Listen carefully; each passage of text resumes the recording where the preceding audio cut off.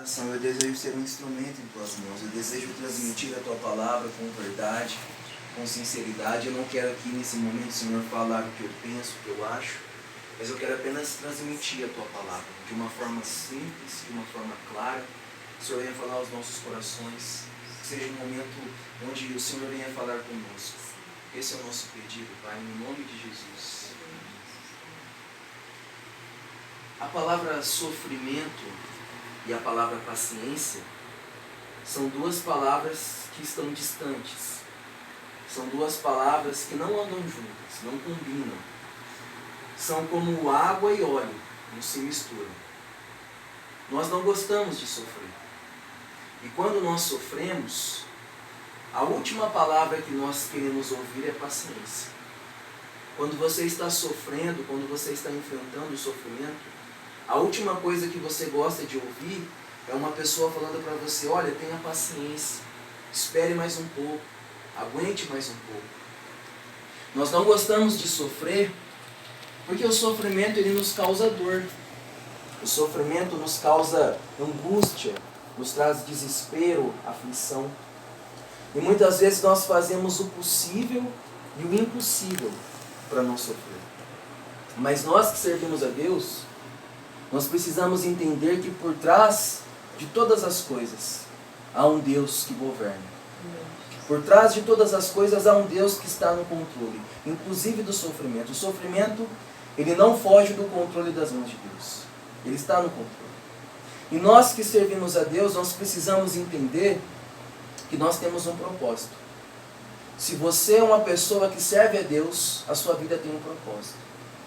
E nós precisamos entender qual é o propósito das nossas vidas.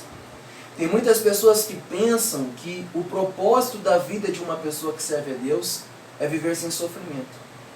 Tem muitas pessoas que pensam que por servir a Deus não vão passar por sofrimento. Tem pessoas que pensam que por ser fiéis a Deus elas não vão sofrer. Mas isso não é verdade. Jesus ele disse que no mundo nós teríamos aflições. Por mais que nós servimos a Deus, por mais que nós somos fiéis a Deus, nós estamos sujeitos ao sofrimento. O sofrimento ele acontece na vida de uma pessoa que serve a Deus, porque o propósito da nossa vida não é viver uma vida sem sofrimento. Qual que é o propósito da nossa vida?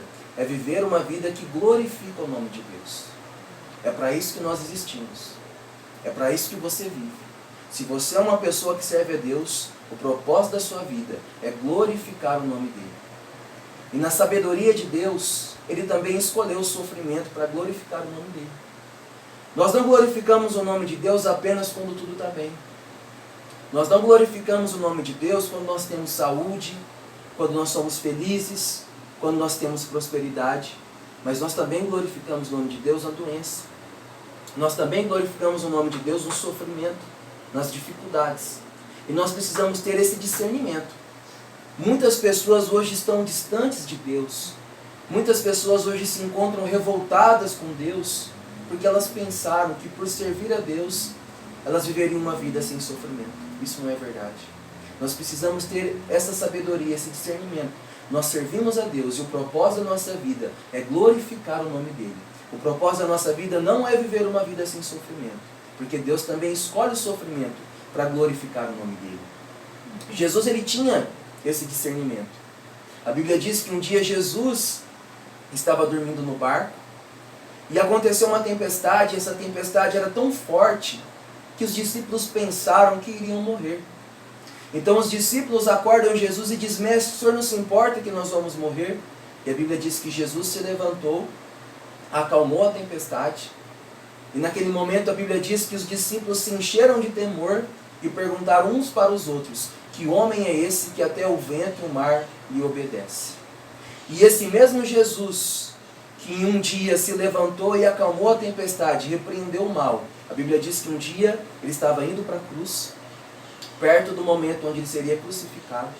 Vieram pessoas para buscar Jesus, para levar para a cruz, e Jesus sabia que na cruz ele iria sofrer.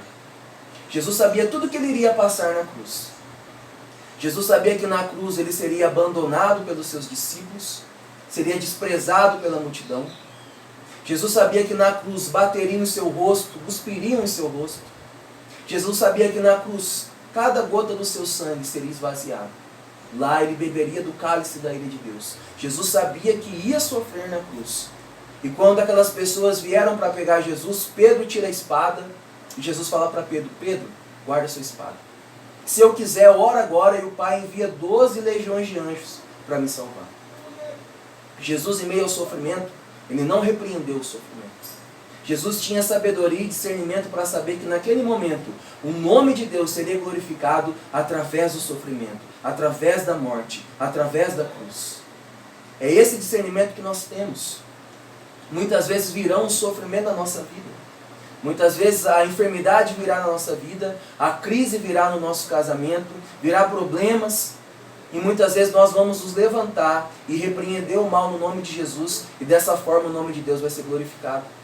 Mas em outras vezes a enfermidade vai vir na nossa vida, a crise vão vir na nossa vida, sofrimento virão nas nossas vidas, e para que o nome de Deus seja glorificado, nós teremos que passar pelo sofrimento. Jesus entendia isso. Jesus, ele sabia que ele estava vivendo para glorificar o nome de Deus. Lá no barco, Jesus sabia que o nome de Deus seria glorificado quando ele levantasse e repreendesse a tempestade. Quando ele repreendeu a tempestade, os discípulos se encheram de temor e perguntaram uns para os outros: que homem é esse? Naquele momento eles creram em Jesus e o nome de Deus foi glorificado. Mas Jesus também sabia que lá na cruz, onde ele iria sofrer, onde ele iria ser desprezado, onde o seu sangue seria esvaziado, lá ele sentiria toda a dor.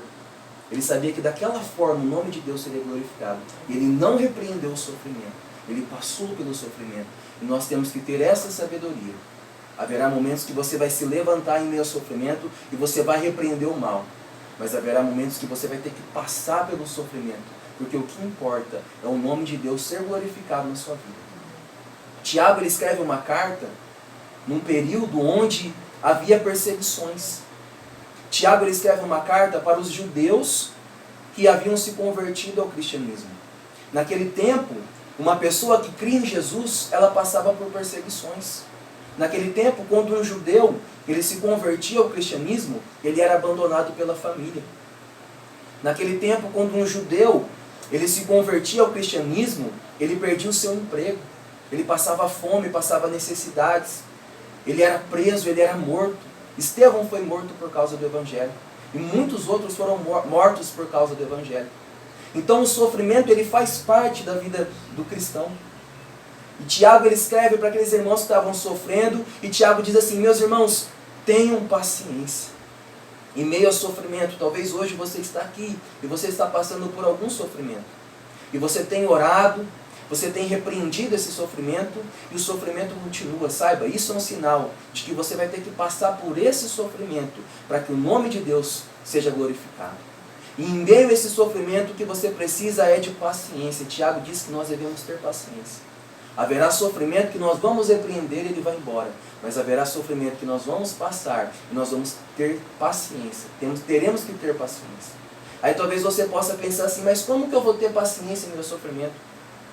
Esse problema que eu estou enfrentando, essa enfermidade que eu estou enfrentando, essa crise que eu estou enfrentando, está tirando o meu sono, está doendo, eu estou perdendo a paciência, eu estou pensando em desistir. Como que eu vou manter a paciência? Tiago nos ensina.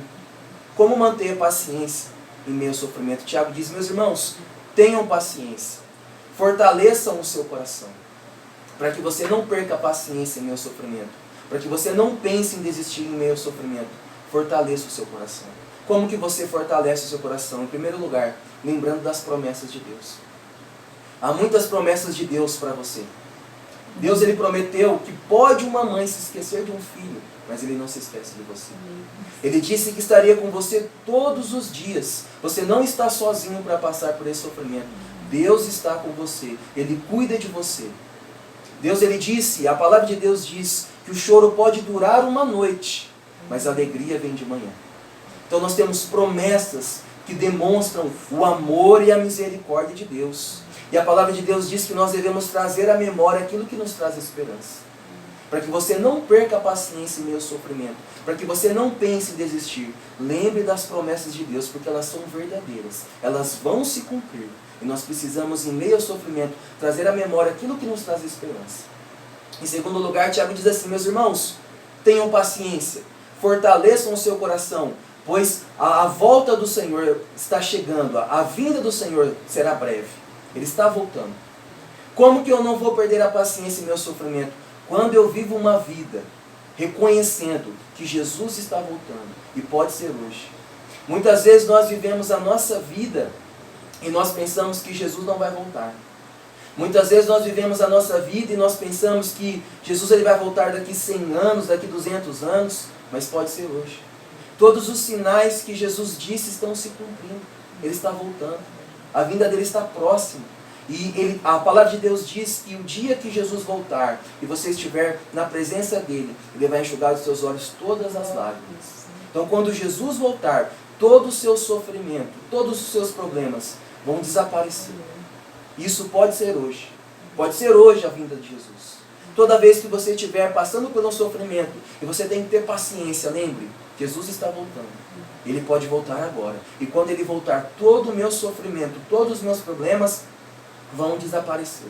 Ele vai enxugar dos meus olhos todas as lágrimas e ele vai me consolar. Queria que você fechasse os seus olhos. Como eu disse no início, muitas vezes nós pensamos que o sofrimento e a paciência